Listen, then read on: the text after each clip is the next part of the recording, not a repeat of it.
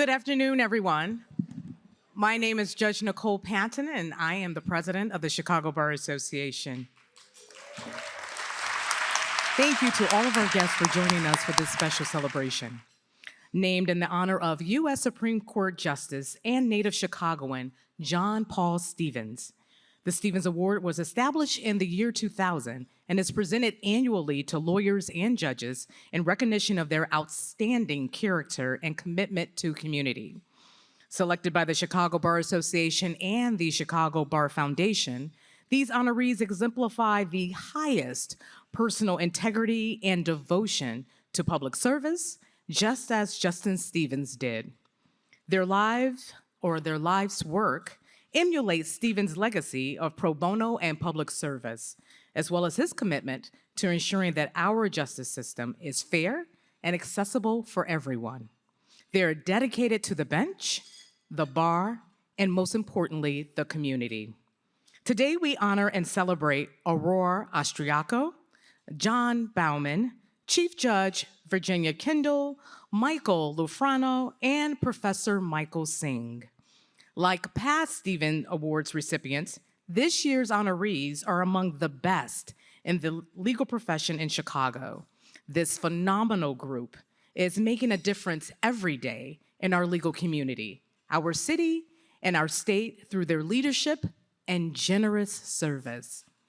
We are proud to celebrate these distinguished honorees and those who have made a professional and profound impact on our profession. Their efforts demonstrate a steadfast dedication to justice and embody the principles of fairness, integrity, and advocacy that Justin Stevens was so profoundly championed for. Now, before we hear from our Stevens Award recipients, join me in welcoming Tom Panoff, the president of the Chicago Bar Foundation.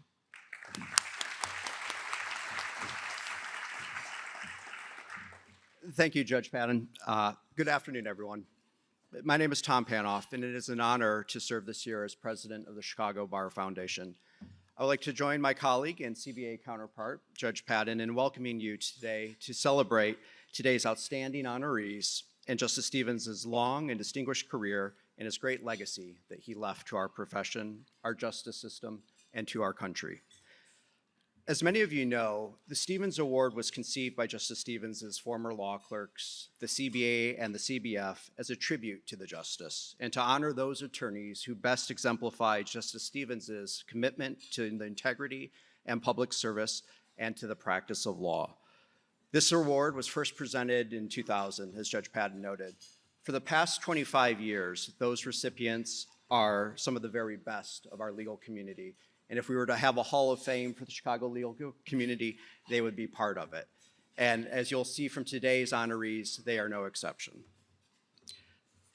As the CBA's charitable arm, the CBF is committed to carrying out Justice Stevens' commitment to the core traditions of our profession by ensuring that our system is fair and accessible to everyone in the community. Justice Stevens' legacy of pro bono and public service throughout his career, both as a practicing lawyer and as a jurist, will continue to serve as a great inspiration for all of us to step up our leadership as we fight to fulfill the nation's fundamental principle of equal justice under the law. I know that most of you are already very strong supporters of the CBF, and many of you are longtime donors and have been the leaders in your firms or in your governmental agencies or in your community. So thank you for your support. We are the largest voluntary model for innovation and largest voluntary association in the country for pro bono services. Again, as some of you have heard before, bigger than New York, bigger than Los Angeles, and we should be very proud of all that we've accomplished over these years. For those of you who are not yet involved in the CBF, I hope you'll take this as an opportunity to become involved. You can look at our website, chicagobarfoundation.org, and if you're able to do so and you haven't been a donor, please consider contributing and helping. Now more than ever, we need the support, we need the help, and we can all pitch in to do what we need to do for our legal profession to ensure that everyone has access to justice. I look forward to working with all of you in the coming year as the CBF president. Congratulations again to our honorees, and I hope that you enjoy our program. Thank you.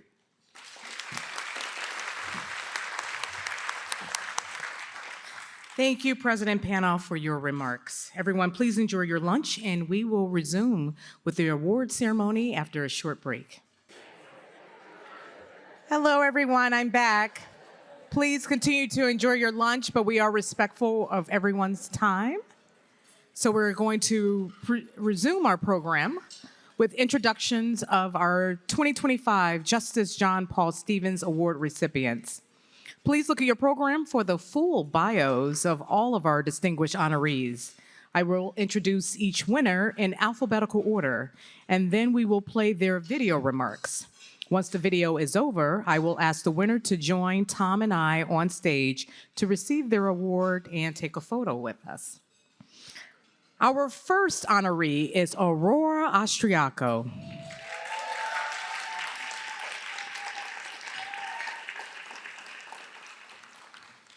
Aurora is a shareholder at Valentine Austriaco and Bueschel P.C., an all-women-owned law firm. She serves as commissioner for the Illinois Courts Commission and has served 11 years as commissioner for the Cook County Human Rights Commission. She is past president of the National Conference of Bar Presidents, the Chicago Bar Association, and the Lawyers Trust Fund of Illinois, and she is the current president of the Philippine American Chamber of Commerce. I am pleased to present Aurora Austriaco. I'm honored and humbled to receive the Justice John Paul Stevens Award, a highly coveted award because an award like this comes only once in a lifetime. I'd like to congratulate all the other awardees. It's an honor to be with such an esteemed group of people. And thank you to the Chicago Bar Justice Stevens Nominating Committee for this recognition. Thank you to my nominators, my dear friends and fellow past presidents of the Chicago Bar, led by Ray Koenig and Judge Mariam Ahmad, Dan Cotter, Dan Coten, John Shakota, Anita Alvarez, Tim Tomasic, Patricia Brown-Holmes, Tim Eaton, and Lynn Grayson. Thank you so much for your nomination, your lifelong friendship, and your confidence in me. I suppose when you buy people lunch, it does get you an award, right? Seriously, thank you. I'd like to acknowledge certain people who have been instrumental in my personal and professional growth, including Laurel Bellows, Justice Joy Cunningham, Peter Barnbaum, Senator Laura Murphy, to name a few. I'm also giving a shout out to my incredible law partners, Lydia Bueschel and Susan Valentine, as well as the rest of the Valentine Austriaco and Bueschel firm. Thank you for your support and for being such a fabulous team. And most important of all, I would like to especially thank my family, my husband Jerome, and our two daughters, Danielle and Isabel.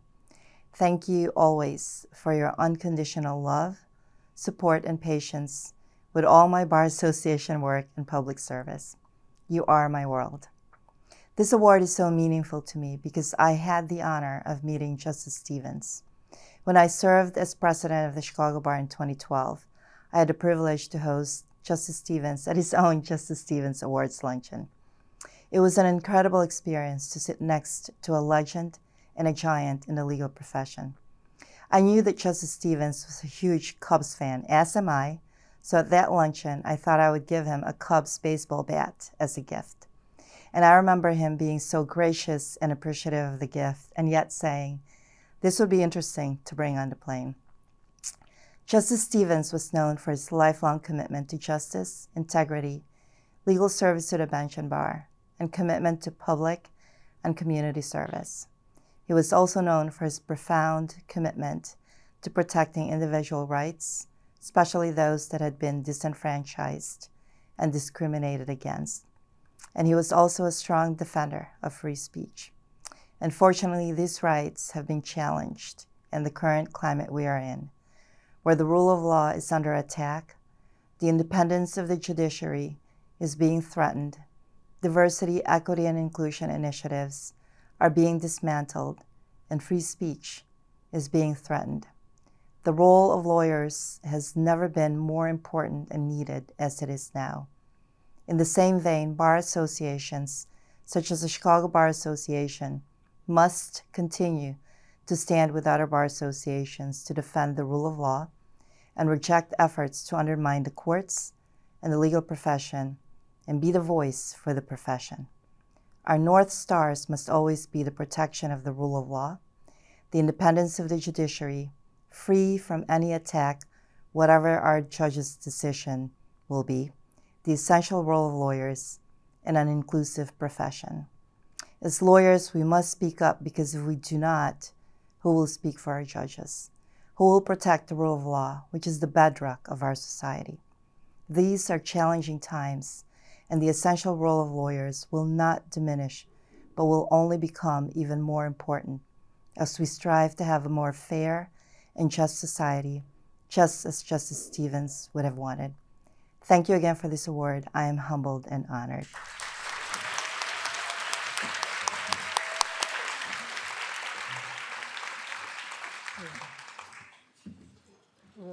Our next honoree is John Bouman. John is currently the Director of Legal Action Chicago. He previously served as president of the Shriver Center on Poverty Law and worked for 2 decades at the Legal Assistance Foundation of Chicago. In 1997, he helped lead the design and implementation of Illinois' new welfare law and spearheaded efforts to create the Family Care Insurance Program in all kids, the first state plan to extend health coverage to every child. I am pleased to present John Bouman. Many thanks to the Chicago Bar Association and Chicago Bar Foundation, and to the lovely people who nominated me for this wonderful award and recognition. And congratulations to my fellow awardees this year.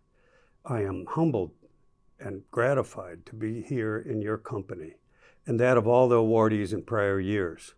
It is gratifying, too, because this award to me recognizes the role of public interest lawyers in our profession and in the justice system. Indeed, the mission statement of the John Paul Stevens Foundation, which supports public interest internships, states that its purpose comes from Justice Stevens's, quote, deep belief that a dynamic and effective justice system depends on a cadre of trained and committed lawyers doing public interest work, close quote. This award recognizes that role, and I'm grateful. Today is particularly poignant for me, too, because almost exactly 50 years ago to the day, I was sworn into the bar in Illinois. In those 50 years of practice, I have yet to bill a client. And just days later, I got married, which is why I cannot be with you today. I'm on a long-planned 50th anniversary trip with my boss and beloved partner, Robin Shermer. In those years, at the Legal Assistance Foundation, the Shriver Center on Poverty Law, and now, having flunked retirement, the Legal Action Chicago organization, I have experienced all the ups and downs of this kind of practice. And people often ask me how and why I haven't burned out. Here's what I tell them. It is important and restorative to win positive changes that improve lives and equalize opportunities in our community. But that will always be overbalanced by the work that is still left to do. The real good and the lasting satisfaction come from the effort itself, to engage in a useful life, to strive for excellence, to revel in so many fine colleagues, to serve those who need help, to help improve the balance in the power equations in our society, to increase the measure of justice just by being in the fight. That there is always more work to do does not produce burnout, but just the opposite. It means we get to keep doing it. So, onward. Many thanks for this deeply satisfying award.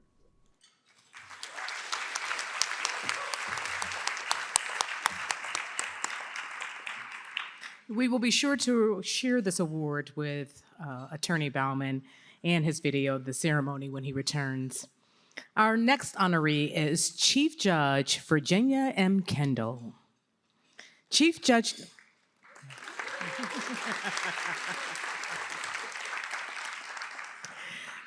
Chief Judge Kendall serves the Northern District of Illinois. She was appointed to the federal bench in January of 2006. She is the co-author of Child Exploitation and Trafficking, Examining Global Enforcement and Supply Chain Challenges and U.S. Responses in Child Exploitation and Trafficking, Examining the Global Challenges and the U.S. Responses. Judge Kendall teaches human trafficking at University of Chicago Law School, Northwestern University School of Law, and Loyola University's Chicago School of Law. In 2018, she was the Peter and Patricia Goober Fellow in Women's Rights at Yale Law School. I am pleased to present Chief Judge Virginia M. Kendall. Thank you to the Chicago Bar Association for this extraordinary honor. To receive an award in the name of Justice John Paul Stevens is deeply meaningful to me, not only because of his brilliance and integrity as a jurist, but also because we share something else close to my heart, a lifelong devotion to the Chicago Cubs. Justice Stevens often spoke of his childhood visits to Wrigley Field, and I feel a kinship in that memory. My own journey as a Cubs fan began thanks to my dad, who, like Justice Stevens, served our country during World War II.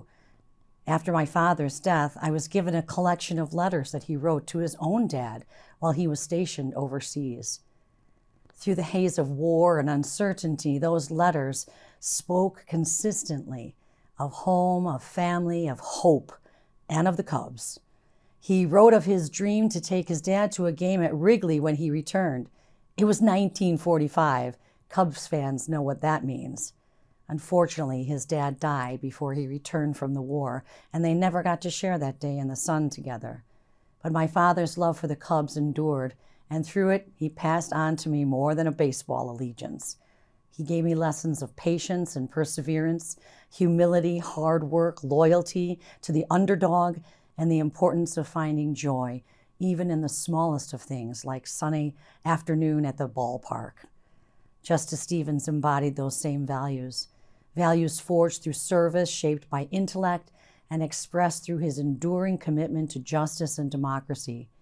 Both he and my dad served our country with quiet dignity, securing the very freedoms that allow us to cheer at a ball game, to speak our minds, and to seek justice in a court of law. Today, in their memory, I encourage all of us to remain devoted to the ideals of this republic, a nation, as Lincoln reminded us, of the people, by the people, for the people. When Benjamin Franklin exited the Constitutional Convention, he was famously asked what kind of government had been created, and he replied, "A republic, if you can keep it." So in the spirit of Justice Stevens and in deep gratitude for this award, I recommit myself to the pillars of our rule of law. The courtroom doors at 219 South Dearborn will remain open to all, regardless of race, religion, gender, or background. All who seek redress there will be treated with fairness and due process by an independent judiciary committed to justice in full view of the public. Thank you again for this honor, and I share it with two great men, Justice Stevens and my dad, and with everyone here who believes in the enduring promise of our democracy.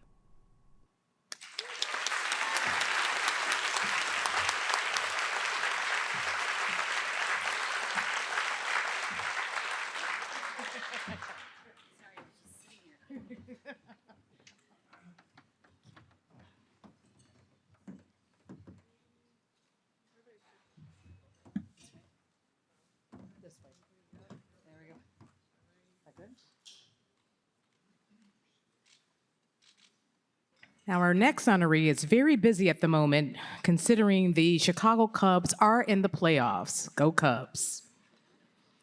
Michael Lufrano serves as Executive Vice President of the Chicago Cubs and is responsible for the Cubs' community affairs, government relations, neighborhood involvement, and charitable participation. He also serves as legal counsel for the team. Mike served in the White House as Special Assistant to the President and Deputy Director of Advance from 1993 to 1995. He is a past member of the CBA Board of Managers and currently serves on the Board of Directors of NAMI Chicago, supporting the National Alliance on Mental Illness. I am pleased to present Michael Lufrano.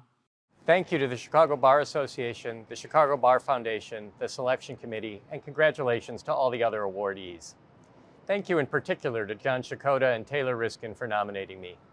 John is a trusted leader at the Chicago Bar Association, and like Justice Stevens, his belief and respect for the law has caused him to devote countless hours in service to the Chicago legal community. And thank you also to Beth McNean for her dedicated leadership of the Chicago Bar today and always.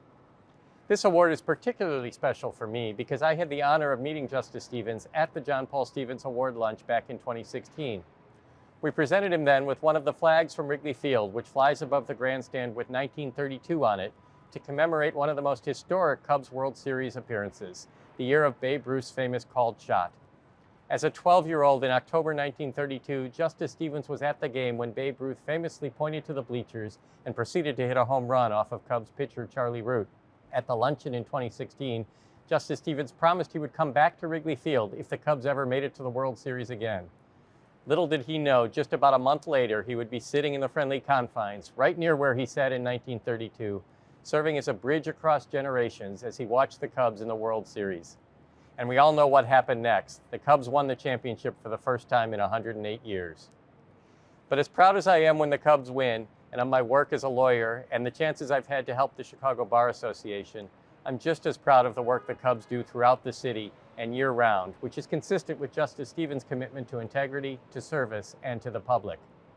This past summer, more than 19,000 children and young adults from kindergarten through high school played in softball and baseball programs supported by the Cubs and Cubs charities. Our Diamond Project has granted more than $14 million to fund field improvements, programs, and equipment for Little Leaguers across the city, and yes, even for White Sox fans. More than a dozen students annually receive $20,000 college scholarships through our Cubs Scholars Program. And on August 7th of this year, 979 new citizens were sworn in and became Americans at Wrigley Field in our 5th naturalization ceremony held in conjunction with the United States District Court for the Northern District. Next year, in celebration of our 150th anniversary, the Cubs and Cubs charities will launch a capital campaign to reach our goal of renovating and supporting 150 ballparks and community projects across Chicago. Justice Stevens' integrity, dedication to public service and to the community, and his lifelong devotion to justice are values we share at the Cubs. If he were here today, I have no doubt he would note, as he did when he spoke to the umpires before a game at Wrigley Field in 2005, the importance of understanding and respecting the rules of the game and standing behind your call when those who disagree with you try to shout you down. I am incredibly lucky to work alongside a tremendous group of people who share this view and whose vision, determination, tenacity, and intellect give us the ability to succeed. Through the years, our team faced many a curveball, but we succeeded by standing firm for the truth and not letting the size of the challenge or the volume of the doubters diminish our drive. I thank my colleagues at the Cubs, in particular our leadership team and law department. I owe a forever debt to our team president, Crane Kenny, who more than 20 years ago offered me the chance to work on the renewal of our team, the renovation of our campus, and to embolden our commitment to community. Some of my law school classmates and my legal mentors are in the audience today, and I thank each and every one of them for helping me reach this occasion. And of course, behind any success I've ever had are my wife, Liz, and our children, who I love deeply and who are among the best reasons to continue to work to better our world. Justice Stevens would count lawyers as a group to whom much is entrusted and who have the resources to put it to good use. And he'd tell us we weren't fulfilling our oath unless we stand up for justice whenever the opportunity arises. Now is the time to speak up, he would say. If not now, when? And if not lawyers, then who? I came to the Cubs in 2004 not knowing what the future would hold, but committed to trying to help the team and make a positive impact on the lives of Cub fans and the city of Chicago. I am humbled and incredibly grateful to be recognized today for having played a small role in having done so. And there's a lot more to do. Our world today needs us to come together, and we have a lot more we need to do if we're going to continue to be a beacon of hope and a pillar of fairness and justice. We need to work together, and there's a lot more we need to do to help our community. For me, I can't wait to get back to work, and I can't wait to continue to work alongside all of you. Thank you again for this incredible honor.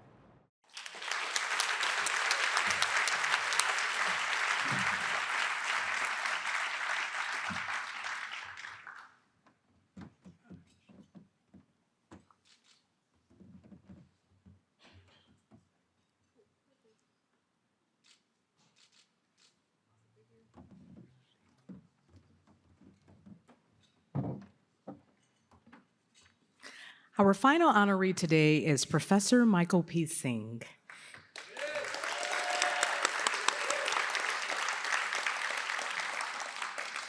He has been a professor of law at the UIC School of Law, previously the John Marshall Law School, since 1976, and has taught courses in constitutional law, civil rights, federal courts, comparative law, and restorative justice. He helped found the Fair Housing Legal Clinic and Center at the UIC School of Law. Together with the late Judge Sheila Murphy, he started a course and externship program in restorative justice at the law school. Professor Seng was a Fulbright professor in Nigeria, and he later served as a Fulbright senior consultant in the Czech Republic.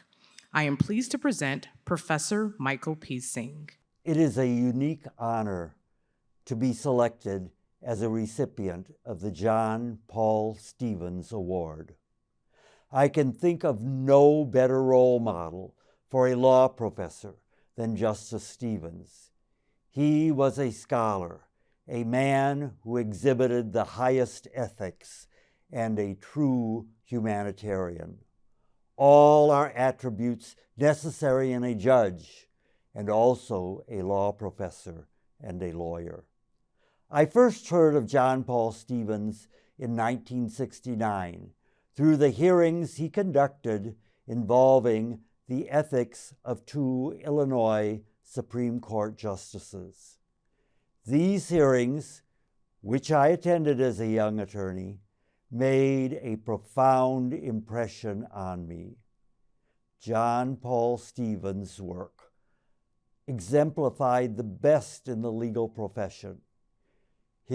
The obligation of a lawyer to perform pro bono and public interest work, and the obligation of all members of the legal profession, not only judges, to act ethically and especially to give the appearance of acting ethically. Justice Stevens' decisions on both the Seventh Circuit Court of Appeals and the Supreme Court are a law professor's dream of good writing and good legal reasoning. They show how a good lawyer and judge can advance sound public policy and human rights within our constitutional framework. His opinions, whether majority, concurring, or dissenting, on voting, gerrymandering, the treatment of detainees, civil rights and liberties, all deserve to be studied today. He believed and lived the rule of law. The rule of law was not an abstract construct to him, but a living reality. The rule of law should not be a means to perpetuate inequalities and social injustices. This is why I stress Justice Stevens' humanity. He interpreted law to reflect contemporary needs, as did his mentor Wiley Rutledge and his predecessor Louis Brandeis, whose seat Justice Stevens occupied. It is something that I strive to impart to my students. In this time of division and lack of respect for the opinions of others, Justice Stevens is the very model of what a judge and a lawyer should be. I am truly humbled to accept this award named in his honor.